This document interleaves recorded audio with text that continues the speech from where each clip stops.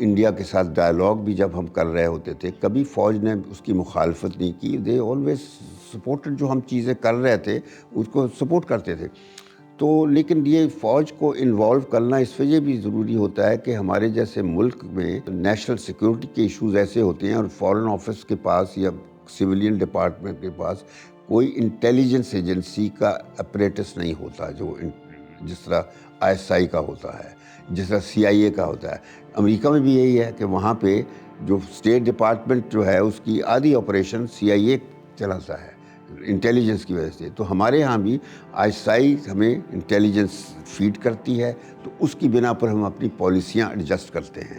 تو وہ ایک طریقے سے ضرورت ہے پاکستان کی نیشنل سیکیورٹی کی, اور فوج اور فارن آفس مل کر پھر کام کرتے ہیں. فارن پالیسی کا ایشو ہے often miss understood in our country کہ جس طرح کی فوج ڈکٹیٹ کرتی ہے. بالکل نہیں. میں مثال وہ دینا چاہتا تھا کہ فوج ڈکٹیٹ نہیں کرتی, بعض دفعہ فارن آفس کرتا ہے. اس کی میں مثال آپ کو دینا چاہتا ہوں کہ جب انڈیا نے نیوکلیر دھماکے کیے مئی 98 میں, At 15:45 hours, India conducted 3 underground nuclear tests in the Pokhran range. تو اب ہمیں موقع مل گیا تھا کہ ہم بھی نیوکلیر دھماکے کریں.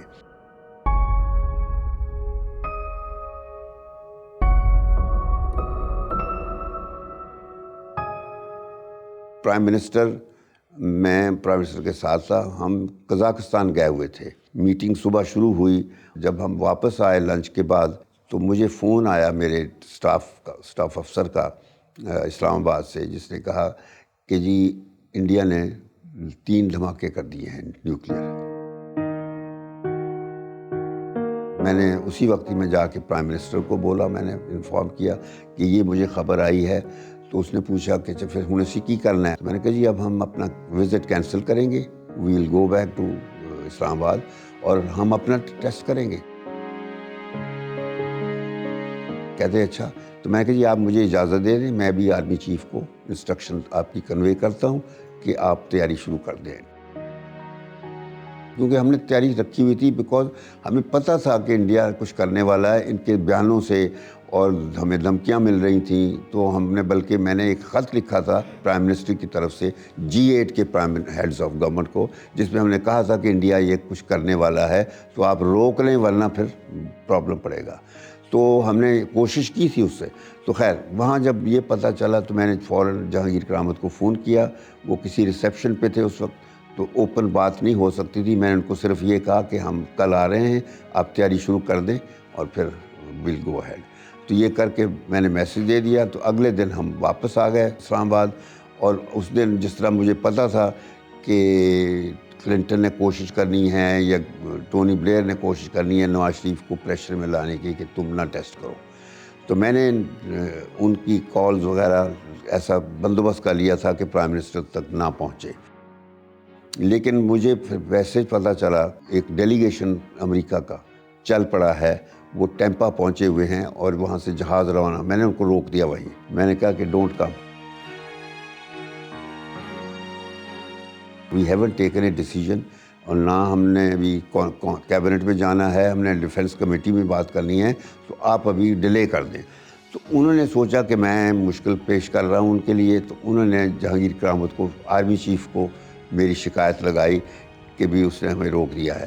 تو جنرل کرامت نے مجھ سے بات کی. میں نے کہا جی میں how can I meet them, جب تک میں کیبنٹ میں ہم بات ڈسکس کر لیں اور DC سے میں کر لیں, اس سے پہلے ہم کچھ نہیں کر سکتے. And he agreed. 2 دن کے بعد ان کو آنے دیا. یعنی وہ یہ 13 تاریخ کو ہے تو 15 کو آئے. پھر 13 کو میں نے کیبنٹ کی میٹنگ کی, ڈیفینس کمیٹی کی میٹنگ کر کے سارا ہم نے فیصلہ کر لیا. اور اس میں یہ تھا کہ جب میں ڈیفینس کمیٹی میں بات کر رہا تھا تو میں پریزنٹیشن کر رہا تھا جس میں کہہ رہا تھا کہ now is the time for us to respond, کیونکہ ہم ناؤ اور نیور ہوگا اور یہ موقع ملا ہے. ہم نے بڑی کوشش کی تھی کہ انڈیا کو روکا جائے مگر نہیں رکے, تو اب ہمیں کرنا ہے. جب میں پریزنٹیشن کر رہا تھا تو مجھے جہانگیر کرامت نے ایک ہاتھ سے چٹ لکھ کے, آرمی چیف نے, جو کہ also he was chairman joint of chief کا بھی تھا ہیڈ, یعنی وہ جو جوائنٹ ہوتا ہے, تو اس نے وہ دی. میں نے وہ چٹ پڑھی اس کی, میں نے اس کو जेब ऐसे डाला and I continued in my presentation. यानी मैंने शो कर दिया था जहांगीर करामत को I don't agree with you. तो मैंने जो अपनी प्रेजेंटेशन वही की जो मैं कर रहा था कि हमें टेस्ट करना है. बाद में मैंने नवाज शरीफ को कहा कि मुझे चिट इसने ये कहा था कि टेस्ट तुम इंसिस्ट ना करो, टेस्ट हमें बड़ी कीमत अदा करनी पड़ जाएगी. उसके बाद फिर ये हुआ कि मैं एक सीक्रेट विजिट पे चाइना भी गया. चाइनीज़ को मैंने ब्रीफ किया. उन्होंने कहा फैसला आपका है, आप करें. चाइना ने कहा बट ये सोच लें कि आपको कीमत बड़ी देनी पड़ेगी. वही चीज़ जो जहांगीर करामत ने कही थी मुझे. तो मैं वापस आ गया. कराची से मैं जहाज़ उतर के दूसरे जहाज़ पे बैठा तो जंबो जहाज़ था उस वक्त, कराची से इस्लामाबाद वाला जहाज़. ऊपर मैं बैठा ही था तो इतने में एयर होस्टेस ने मुझे एक चिट ला के दी और कि जी आपका जो स्टाफ अफसर है. मेरे साथ था सलमान बशीर था और जनरल जुल्फ़िकार था, वो दोनों मेरे साथ थे, वो मेरे साथ गए थे. तो वो कहती जी आपके साथी ने ये चिट दी है. जब मैंने देखा उस पर लिखा था कि mister Shamshad you will be killed burnt and baked alive, कि तुम्हें मार दिया जाएगा. तो मैंने कहा किसने दिया है? कहती जी आपके साथी ने. मैंने उसको बुलवाया ऊपर. मैंने कहा कहते जी मैंने तो कोई बंदा आया सी, वो मुझे कह गया कि मेरा पर्सनल मैसेज उसी तरह शमशाद साहब. तो कहते पर्सनल को तो हम नहीं देखते, तो मैंने उसी तरह आपको भिजवा दिया था. तो बहरहाल मैंने उसको चिट दिखा दी तो वो मैसेज था मुझे. तो इस्लामाबाद वापस आए तो वहाँ आए तो मुझे बताया गया मेरे स्टाफ ने कि वहाँ भी एक दो मैसेज आ चुके थे कि शमशाद को कह दो कि छड़ दे न्यूक्लियर, क्योंकि सब अमरीकनों को पता था कि न्यूक्लियर का मैं करवा रहा हूँ सारा. वरना नवाज शरीफ और दिस कैबिनेट सारे के सारे डरते थे अमेरिका से और सब कहते थे मियाँ साहब ना करना मारे जावांगे. तो मगर मैंने नवाज शरीफ को पकड़े रखा था कि मियाँ साहब तुसी हिस्ट्री अपना नाम लिखवा लाओगे जे एक कर जाओगे. अगले दिन फिर हुआ 27 तारीख को रात को मैं दफ्तर में बैठा. उस वक्त तो हमारा क्राइसिस सेंटर था, रात दिन रात काम करते थे. तो खैर 12 बजे मुझे GHQ से फ़ोन आता है, जनरल तोकीर ज़िया थे DG मिलिट्री ऑपरेशंस, कि सर हमें इंटेलिजेंस पता चली है कि इंडिया और इज़राइल दोनों मिल के ऑपरेशन करने लगे हैं हमारी न्यूक्लियर इंस्टॉलेशन पे, यानी बलूचिस्तान जहाँ करने थे तो वहाँ. तो मैं कहा फिर मैं की करा. कहते जी तुसी foreign office first line of defence है तो we want you to do something to prevent it. तो मैंने फिर ये किया, कोई 1 बजे सबसे पहले इंडियन हाई कमिश्नर को बुलाया दफ्तर में. वो आया और उसको मैंने कहा कि भाई हमें ये खबर पता चली है इंटेलिजेंस, तो I hope it is not correct, but अगर ये करेक्ट है तो please convey to your government consequences, then you should be ready for consequences of unimaginable magnitude. ये लफ्ज़ मैंने इस्तेमाल किए और मैंने कहा कि वी आर डिप्लॉयड, हम डिप्लॉयड हैं. ये मैं बता दूँ, मुझे पता, मैंने तो चेक भी नहीं किया.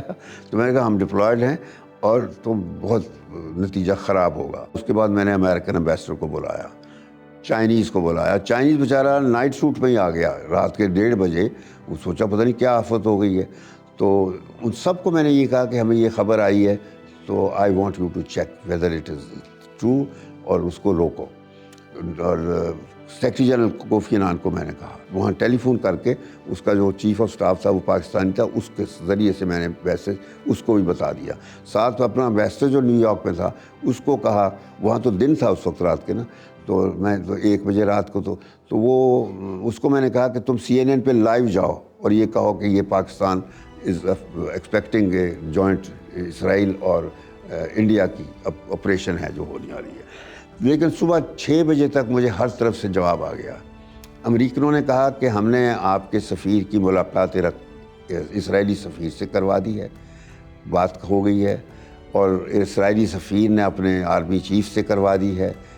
एम्बेसडर खोकर था, रियाज खोकर था, तो वो गलत है.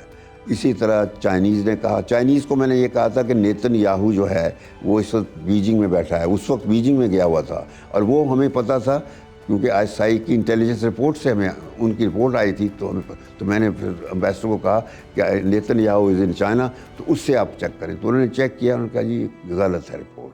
तो फिर मुझे सेक्रेटरी जनरल कोफी अनान से भी आ गया फ़ोन, सुबह सब जगह से आ गया. तो फिर मैंने 7 बजे नवाज शरीफ को फ़ोन किया कि जी ये रात बात हो गया था, मैंने क्राइसिस मैनेज कर लिया है, अब आप تیار ہو جائیں، کیونکہ اس کو لے کے جانا تھا نیشنل ڈیفینس کالج. وہاں پہ پرائم منسٹر کی ایڈریس کروانی تھی. وہاں 17 دن ہو گئے تھے، ٹیسٹ نہیں کیے تھے، تو پریشانی تھی فوج کے اندر. تو میں پھر صبح اس کو نواز شریف کو لے گیا وہاں بہت ینگ آدمی تھے افسر کے، ڈو اٹ ناؤ کے نعرے لگ رہے تھے وہاں کے، کیوں نہیں کر رہا ہے یہ ہے وہ. تو نواز شریف پسینے پسینی آ کے باہر مجھے کہتا ہے شاہ صاحب تسی میرے نال آ جاؤ. اپنی گاڑی میں بٹھا لیا، ساتھ ہی جہانگیر کرامت کو کہا کہ آپ بھی فالو کریں. تو وہ بھی واپس ہمیں دونوں کو وہ اپنے دفتر لے گیا. یہ 27 کی رات کو ہوا تھا، اور 28 مئی کو NDC میں یہ ہونے کے بعد ہم پرائم منسٹر کے دفتر میں، ادھر جہانگیر کرامت ہے، ادھر میں بیٹھ رہا ہوں. جل صاحب اب کیا کرنا ہے؟ اس نے کہا جی کہ فیصلہ آپ نے کرنا ہے، اور ہم نے تیاری پوری کر لی ہوئی ہے. تیاری کیونکہ فوج نے کرنی تھی، اور وہ فوجی نیوکلیر دیکھ رہی تھی. تیاری کر لی ہے، we are ready, but you have to. اور یہ ضرور یاد رکھیے کہ اس کی بہت قیمت پہ کرنی پڑے گی. مجھے کہنے لگے کہ شاہ صاحب، میں نے کہا جی there is no price for your survival and independence. کوئی آپ کی آزادی اور بقا کی کوئی قیمت نہیں ہوتی. اس نے کہا شاہ صاحب تھینک یو، اور شام کو 3:15 بجے ٹیسٹ ہو گیا.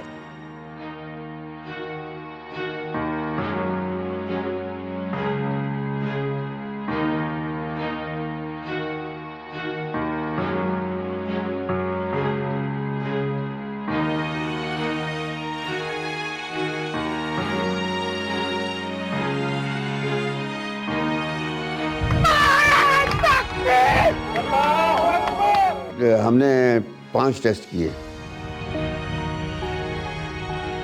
دوسرے دن 2 دن بعد ہم نے ایک اور کر کے 6 کر دیے تھے. اس کے بعد اتنا میں کہہ سکتا ہوں، کلنٹن نے پرائم منسٹر کو واشنگٹن انوائٹ کیا. وہاں اس میٹنگ میں، جو پہلے میٹنگ شروع ہونے سے پہلے کلنٹن نے نواز شریف کو کہا ہنس کے کہ prime minister if I had been in your place I would have done exactly the same thing. یعنی جب آپ اپنے قومی مفاد میں کوئی کام کرتے ہیں تو آپ کا جو ایڈورسری ہوتا ہے وہ بھی آپ کی عزت کرتا ہے. اس نے بھی مان لیا کہ آپ نے ٹھیک کیا ہے. تو لیکن اب اس کے بعد نیا ایجنڈا شروع ہونا تھا. تو اس میٹنگ کے بعد پھر انہوں نے کہا کہ اب آپ نے یہ کرنا ہے. 4 چیزوں کا ایجنڈا تھا جو میرے ساتھ ڈائلاگ ہونا تھا. اس نے 8 راؤنڈز کرنے تھے. اسی طرح 8 راؤنڈ جسونت سنگھ کے ساتھ ہونے تھے. الگ الگ سے وہ ڈائلاگ شروع ہوا، اور ہم نے نہ انہوں نے انڈیا نے کمپرومائز کیا، نہ ہم نے کیا. اور ایونچولی آج بھی ہم اپنی آزادی رکھتے ہیں کہ CTBT ہم نے سائن نہیں کیا. باقی چیزوں جو تھی، دوسرا تھا کہ ایکسپورٹ کنٹرول وہ ہم نے کر دیا ہوا ہے، ہم نے کسی کو نہیں دینا. اور دوسرا نان ڈپلائمنٹ، ہم بالکل وی بلیو کہ نان ڈپلائمنٹ FM فسائل مٹیریل اس پہ بھی ہم سپورٹ کرتے ہیں چائنا کے ساتھ مل کے. تو یہ سب چیزیں ہم نے ڈائلاگ امریکہ کے ساتھ باقاعدہ، اور نیوکلیر کیپبلٹی جو انڈیا کی تھی وہی ہماری تسلیم ہو گئی. اور یہ بھی ہم نے امریکہ سے تسلیم کرا لیا کہ جو ٹریٹمنٹ سزا کا یا جزا کا انڈیا کو ملے گا وہی ہمارے ساتھ ہوگا. اور وہی ہوا. 6 جون 1998 کو پھر سلامتی کونسل کی میٹنگ ہوتی ہے. پھر دونوں اکٹھے کنڈیم کیے جاتے ہیں ٹیسٹ سیکورٹی کونسل میں. یعنی سلامتی council condemns the nuclear test by India and by Pakistan. یعنی ہم نے، چائنا نے یہ ہماری مدد کی کہ ذکر اس ریزولوشن میں پہلے انڈیا پھر پاکستان کا کر دیا. بتا دیا کہ اصل ملزم انڈیا ہے. اس نے کیا تو پھر پاکستان نے کیا ہے. تو this was a diplomatic push at the Chinese stage in Security Council. میں کہتا ہوں کہ قدیر خان، ایون CIA کا جو ڈائریکٹر تھا جارج ٹینٹ، اس نے کہا تھا کہ اس نے تو معجزہ کر دکھایا ہے. 3rd روٹ جو دیا تھا کہ اس عبد القدیر خان نے، لیکن ڈاکٹر قدیر خان کے ساتھ جو ہم نے کیا ہے وہ بالکل غلط کیا ہے. وہ ایک نیشنل ہیرو ہے. بدقسمتی ہمارے یہاں یہی ہے کہ آج تک کوئی نیشنل ہیرو نہیں بن سکا آپ کا. کسی کو آپ یہ کر کے ڈسکوالیفائی کر دیتے ہیں کہ وہ مسلمان نہیں رہا، کسی کو کہہ دیتے ہیں کہ وہ بے ایمان ہو گیا ہے. انڈیا میں دیکھے کہ مسلمان کو انہوں نے، جس نے نیوکلیئر بام بنایا اس کو انہوں نے اپنا پریزیڈنٹ بنا دیا. اور وہ ہیرو جو بنتے ہیں وہ اصلی ہیرو ہوتے ہیں. اس پہ یہ نہیں دیکھتے کہ وہ ہندو ہے یا مسلمان ہے. تو اصل چیز یہی ہے کہ ہمارے ہاں ہیروز کا یہی حشر ہوتا ہے جو عبد القدیر خان کا ہوا تھا.